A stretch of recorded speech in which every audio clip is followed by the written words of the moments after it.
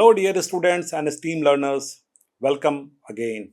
Welcome to my course on Sociology of Health. This is lecture number 49, and today we'll talk about persons with disability, perspectives, and issues. And as you know, this week we are trying to understand the issues related to health of children and other vulnerable groups. So, in the previous lectures, we talked about health of children and then the health of the elderly persons.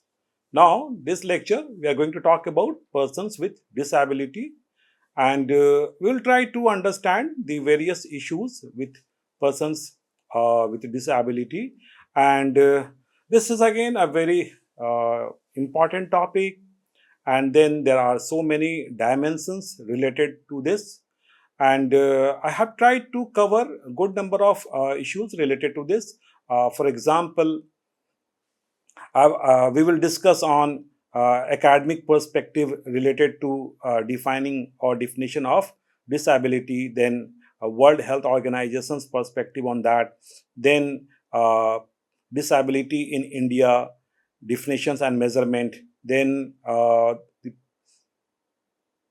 basically the population who are suffering from the issues related with disability as per the census of India, then the acts and legislations, etc. So all these issues we will try to understand, but let me share with you that this is a very broad topic. This is very important, and technically it will not be possible for us to talk about all these things at length in one lecture. So we will just try to cover the topic so that we can develop a perspective on that topic, so that we keep ourselves informed that these are the various issues which we need to take care of when we are talking about this particular issue. So, contextualizing disability in India, we are beginning with this very point. As per United Nations fact sheet on persons with disability, around 15% of the world population, or estimated 1 billion people, live with disabilities. This is a huge number at global level. And if we find out or try to find out the figures in Indian context, then the Census of India 2011 do provide us numbers, and the Census of India has identified 2.21% of the total population of the country as disabled or person with disability. So there is huge difference. The global prevalence is around 15% as per UN fact sheet, and in India this prevalence is around 2.21% as per Census of India 2011. Now, when we try to understand or see the age structure of persons with disability in Indian context as provided by Census of India, then we find that there is an abrupt increase in the prevalence of disability in the age group 10 to 19. So, this abrupt increase actually is very important because it signifies so many things. This abrupt increase of disability in the age group 10 to 19 indicates that causation of disability is not necessarily a congenital phenomenon. Congenital means something which is happening by birth. So, had it been congenital, then in the first age group, basically 0 to 9 age group, the number should have been higher. But this is actually there in the 10 to 19 age group. So, it is not necessarily congenital only. Disabilities develop during the processes of normal physical, biological, mental, psychological, social, and political economic growth. These things develop over a period of time, not necessarily by birth. This is a very important point when we try to understand the issues related to persons with disability. Now, there are different academic perspectives. basically who help us to understand the problems related to disability, right? So there is one very important academic perspective which has emerged globally, and that is basically known as disability studies. Disability studies is an interdisciplinary academic discipline that has emerged as a result of self advocacy by members of the disability community. Self advocacy means the members of the community are talking about themselves. So, that is very important. It emerged in Europe, the United States, and Canada over the past 4 decades and has led to enabling legislation and public policy measures to ameliorate the life conditions of persons with disability. So, basically, this is from within, and so this is very important. Disability studies has changed the perspectives used for the study of disability. This is so powerful, this is so effective that it has changed the entire understanding on disability. It challenges the definition of disability as a purely medical category. So, we will see that there are biological models as well, but actually it challenges that modality. It reframes disability as a social, cultural, economic, and political category. So, this disability studies perspective says that the issues related to disability are actually social, cultural, economic, and political constructs. There is a strong advocacy of incorporation of disability studies in the academia. So, this is becoming more accepted, and there is an advocacy for that also. So, when we talk about this perspective, disability studies, then it would be important to understand the other models. There are two other models, medical model and social model. Basically, the medical model is rejected by the persons with disability, and the social model is basically having more prominence over the medical model. However, we need to understand both. The medical model views disability as a defect within the individual. So, that is actually the most problematic statement or situation, because this model looks at the individual and the disability is seen in the individual, and so the understanding which is emerging here is this, that there is a defect within the individual. Disability is an aberration compared to normal traits and characteristics. In order to have a high quality of life, these defects must be cured, fixed, or completely eliminated. So, there are problems which are basically identified in this approach. First, that it says that the problem is basically in the individual, and then another argument is this, that when these defects are existing, that these need to be cured, right, for making the individual to live a normal life like any other person. So, this is actually not accepted. Healthcare and social service professionals have the sole power to correct or modify these conditions according to this model. When disability is seen in a negative light, messages of pity and shame are often conveyed through the media by people and sometimes by healthcare professionals. So, this model is not accepted by persons with disability. There is another model, social model, and this is the popular model, this is the accepted model. The social model takes a different approach. First of all, it rejects the medical model. This model states that disability is the inability to participate fully in home and community life. Okay, there is a situation in which participation is not taking place in a complete way.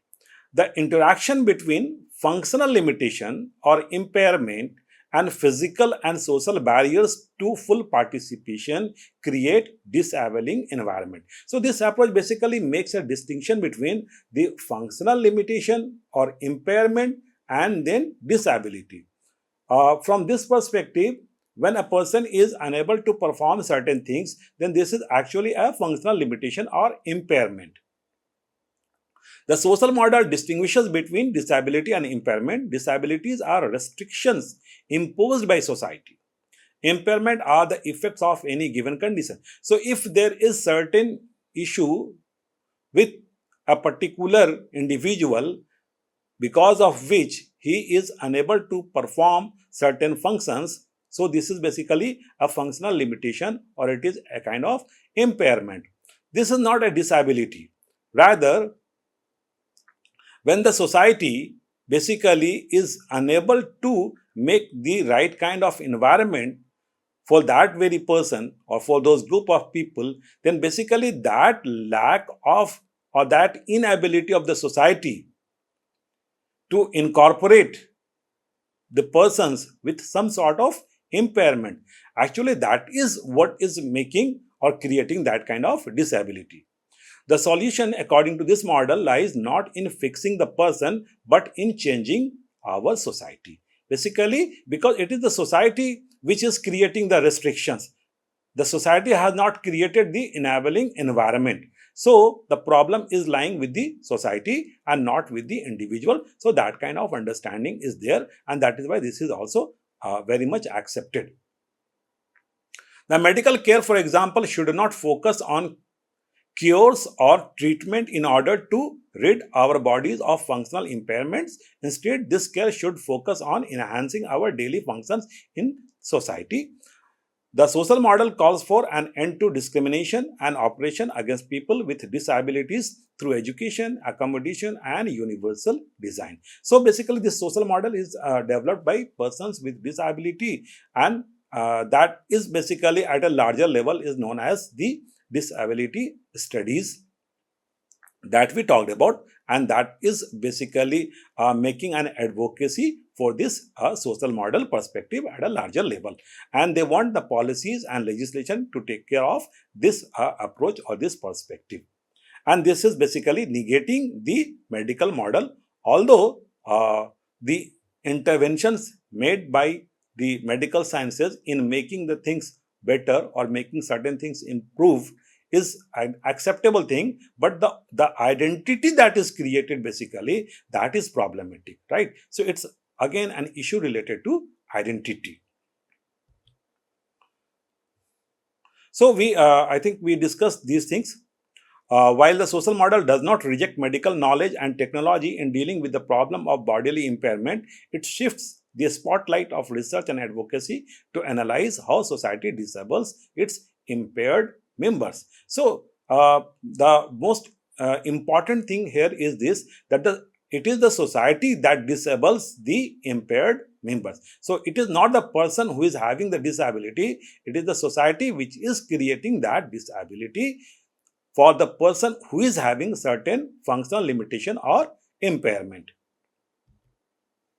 Now, postmodernist and post-structuralist thinkers have their own approach to understand the issue related to disability.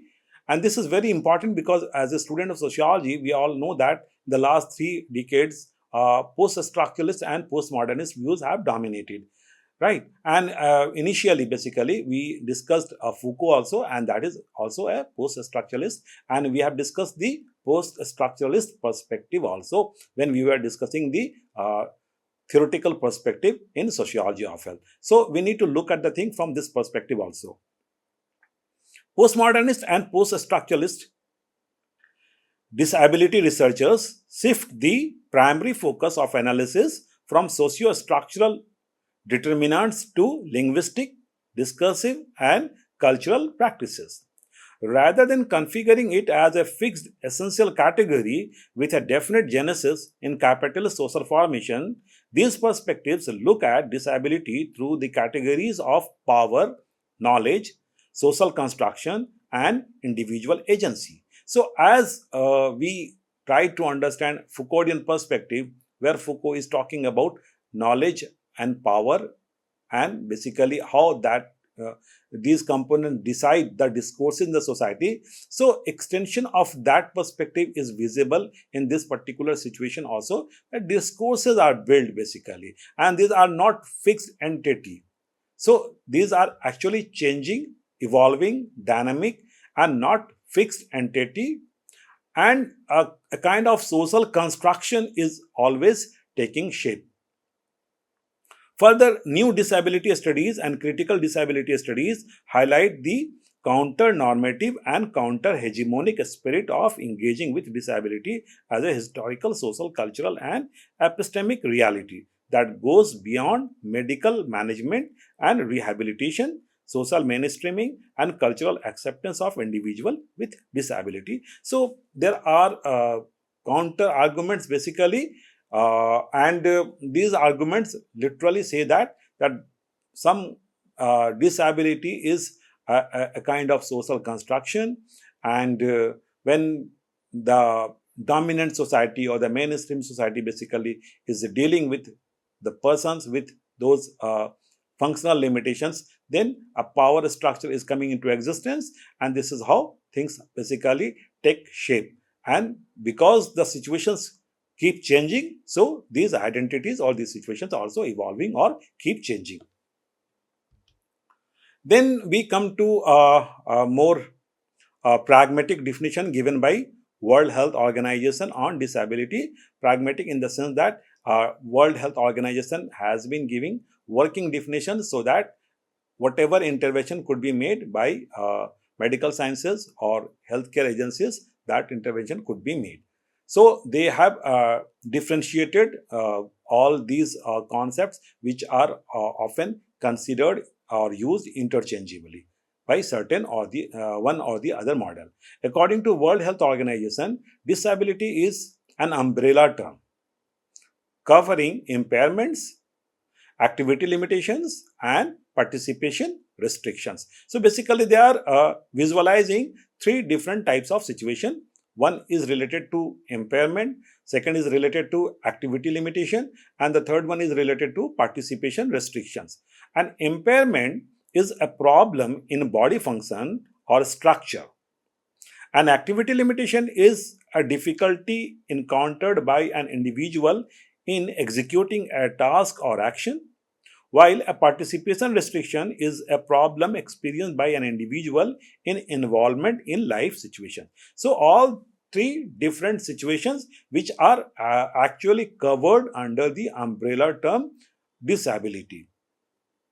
Disability is thus not just a health problem, it is a complex phenomenon reflecting the interaction between features of a person's body and features of the society in which he or she lives. So, the WHO perspective is basically creating a situation, is making us to understand the situation that on the one side, there are persons who are having these kind of situations, and on the other side, there is a society which is also having different types of situation. And when those two agencies are basically interacting, then different situations are emerging.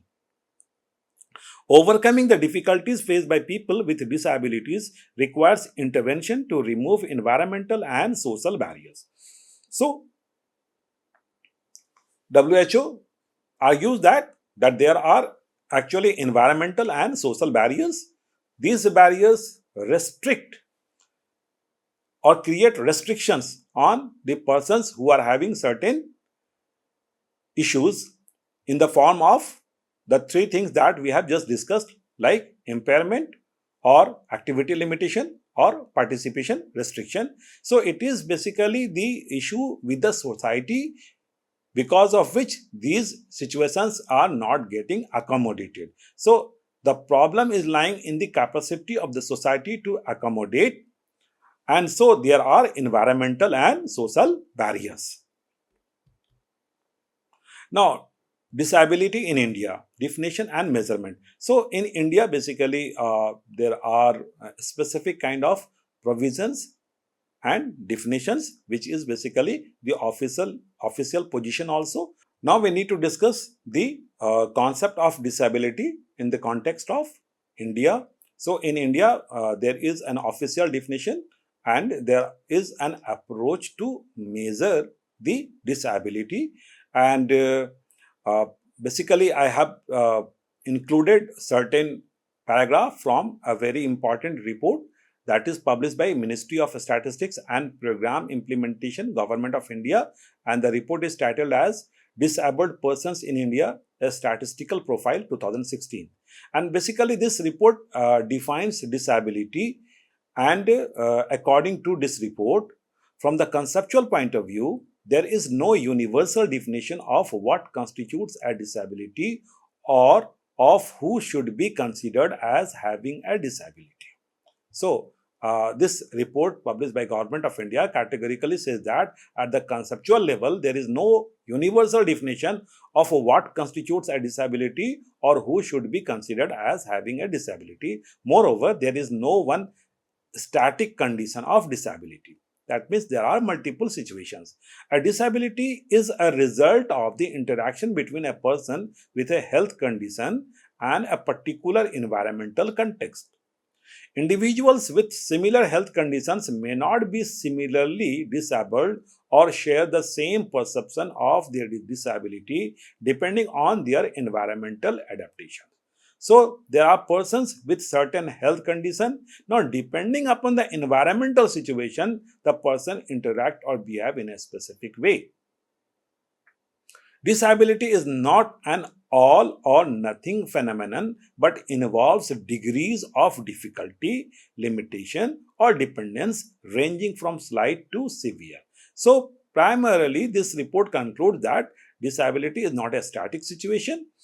It depends upon the environment, and then there is no all or nothing phenomenon, but basically it involves degrees of difficulty, limitation, or dependence ranging from slight to severe, and then depending upon the nature of disability, there are specific government provisions related to persons with disability. Now, disability prevalence in India, Census of India. Basically, the Census of India is collecting information about persons with disability. However, not all the census have collected this kind of information.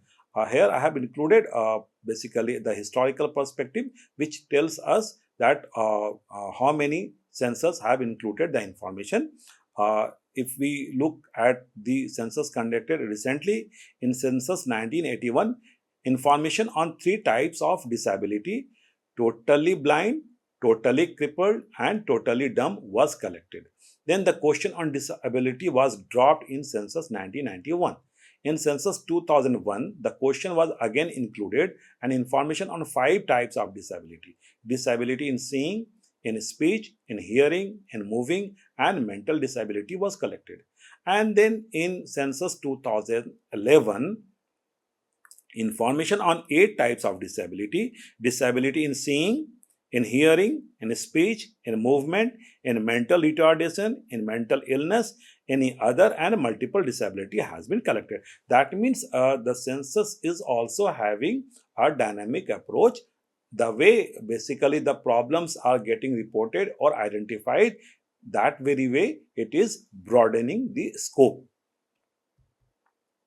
Now, here we have some statistical information that gives an idea about the prevalence. Or in India, out of the 121 crore population as per census 2011, 2.68 crore persons are disabled, which is 2.21% of the total population. Among the disabled population, 56% are males and 44% are female. In the total population, the male and female population are 51% and 49%. Then majority of the disabled population reside in rural areas. The percentage of disabled population among male and female are 2.41% and 2.01% respectively. That means the percentage is high among the males. Then Census of India basically has revealed some important information about the kind of impairment that people are having, or the persons with disability are having. 20% of the disabled persons are having disability in movement, which is also identified generally as locomotive disability. Then 19% with disability in seeing, 19% in hearing, 6% related to mental retardation, 7% related to disability in speech, then 3% have mental illness, and 18% any other disability, that means which are not coming under these categories, and 8% have multiple disabilities. Nearly 50% of the disabled persons belong to one of the 5 states, namely Uttar Pradesh, Maharashtra, Bihar, Andhra Pradesh, and West Bengal. So this is again a very important information in the sense that 50% of the persons with disability are concentrated in these five major states. I think this needs further research, that why is it that these states are having such a high proportion of persons with disability. Some sort of a study is required, and further understanding basically we need to develop. Then here is basically a bar diagram that I have taken from that government report, and I have mentioned the source: Disabled Persons in India, a Statistical Profile 2016, Government of India. So this is basically an open access document, and this is for information. Now here we can see I have taken this picture directly from that source. In this picture we can see that from 0 to 4 age, the population of persons with disability is much lesser, and then when it comes to the age group 10 to 19, then this is actually much higher. So over and then this percentage is basically declining with age. So we can understand so many things basically. This bar diagram is telling good number of stories, that why these percentages are declining in with age so fast, and why the peak is there in the 10 to 19 years. So I'm not an expert on disability studies, and I am looking at it from a sociology of health perspective only, but I think these are very important questions. Then gender distribution of disabled population in India as per census 2011. So here you can see the male as well as the female composition, and we can see that the distribution is almost similar, not exactly similar, but if you see at the higher age group, 89 years, then we can see that the proportion of female is much higher than male. That means the females with disability are surviving longer than the males with disability. So there are again so many things which could be read. So you may think over all these figures. And then distribution of disabled person by age group and by type of disability in terms of percentage, right? So this is the age group as well as type. So there are multiple bar diagrams here, and you can have a look on these and try to understand the pattern. Then we come to a very important point, that what kind of political, legal, and social framework is available for the persons with disability. So we get to know that there are a good number of acts and legislation. So Mental Health Act 1987, then Rehabilitation Council of India Act 1992, and the Persons with Disability Act 1995, and then the National Policy for Persons with Disability 2006, and then we have this very important, the Right of Persons with Disability Act 2016. The Rights of Persons with Disability Act 2016 replaced the Persons with Disability Act 1995. So there are acts, there are legislation which try to provide some kind of protection and support to persons living with disabilities. Time has not allowed us to talk about all these things individually. And finally, before we close, here is some information about the health issues of person with disability in India.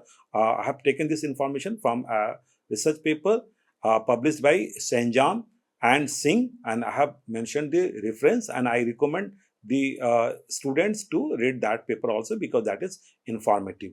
The health of people with disabilities is a relatively neglected and ignored area. Further, the disabled face poor access to healthcare and frequently encounter discrimination or stigmatization. So when we try to understand the health related aspect of the persons with disability, then literally we do not find enough information on that. I was trying to collect the information from the website of the Ministry of Family and Health Welfare, and I was not finding enough information there. So we can understand this kind of limitation that the persons with disability are also witnessing, that the information is not provided. Then very often some kind of discrimination is actually taking place, and then there are some kind of stigma also, and because of the stigma, discrimination, and actually lack of basically the limitation on the part of the society to create the right kind of environment, persons with disability do face several types of problem and constraints, and these constraints and problems are also visible when we try to understand these things in the domain of health. Then there are two important issues of concern here. One is basically related to the elderly age group. We talked about elderly in the previous lecture, and when the persons with disability basically reach to the elderly age group, then elderly group in itself is a vulnerable group, and then persons with disability basically become more vulnerable to the environmental factors. So some kind of framework is required where they can feel more safe and secured, and so basically more inclusive policies are required. We need to make the society more inclusive so that persons with vulnerability get better life chances and get a better environment to live in. And then the second point is related to the females. Basically now females or women are vulnerable in a patriarchal society, so a women with disability is becoming even more vulnerable, and when she is reaching to an elderly age group, then she is actually witnessing the compounding of those vulnerabilities. So for that basically we need to have some specific support system, some specific understanding, and then a new approach is required which should provide the enabling environment so that persons with disability can survive appropriately, then they can have the quality of life that they basically need, and finally we can have a harmonious society where plurality should prevail.